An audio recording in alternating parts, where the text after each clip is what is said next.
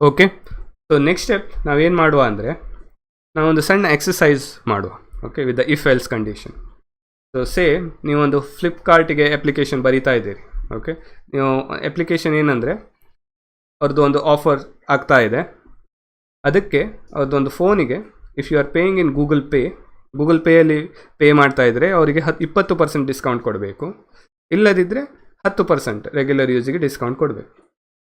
Okay, so that is the exercise. ಒಂದು ಫ್ಲಿಪ್ಕಾರ್ಟಿಗೆ ಒಂದು ಡಿಸ್ಕೌಂಟ್ ಆಫರ್ ರೆಡಿ ಮಾಡಬೇಕು. ಏನಂದರೆ ಗೂಗಲ್ ಪೇಯಲ್ಲಿ ಪೇ ಮಾಡಿದರೆ 20% ಡಿಸ್ಕೌಂಟ್, ಇಲ್ಲದಿದ್ದರೆ 10% ಡಿಸ್ಕೌಂಟ್ ಒಂದು ಮೊಬೈಲ್ಗೆ. Okay, so that's the example exercise. We will start of. Okay, ನಾನು ಎಲ್ಲ ಡಿಲೀಟ್ ಮಾಡ್ತೇನೆ.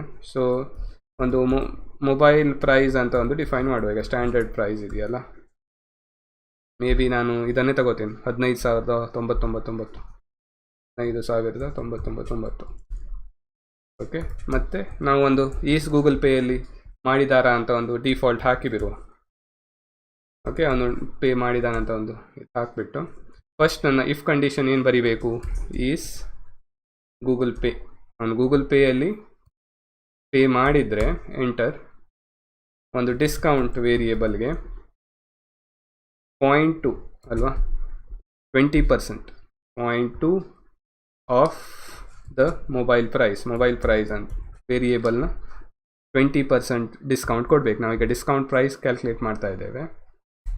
ಓಕೆ, ನಾನು ಶಿಫ್ಟ್ ಟ್ಯಾಬ್ ಪ್ರೆಸ್ ಮಾಡಿ ಹೊರಗೆ ಬರ್ತೇನೆ. ಎಲ್ಸ್ ಏನು ಕೊಡಬೇಕು, ಡಿಸ್ಕೌಂಟ್ ಎಷ್ಟು, 10%, right, 10% off mobile price.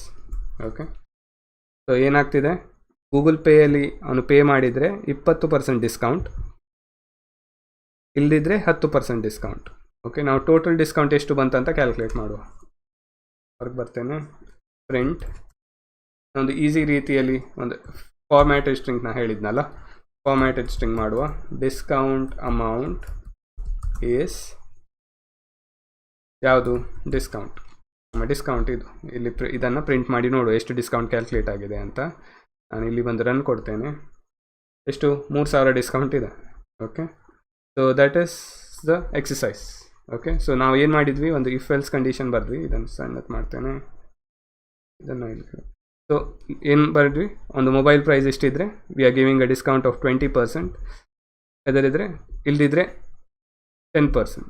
Okay, so that's the discount. ಇದನ್ನು ನೀವು ಬೇಕಿದ್ರೆ ಮೇನ್ ಪ್ರೈಸಿಂದ ಮೈನಸ್ ಮಾಡೋ ಲಾಜಿಕ್ ಹಾಕಿ ಏನು ಬೇಕಾದರೂ ಮಾಡು. So we are done with exercise. ನಾವು ಸೊಲ್ಯೂಷನ್ ಬರ್ದಾಗಿದೆ.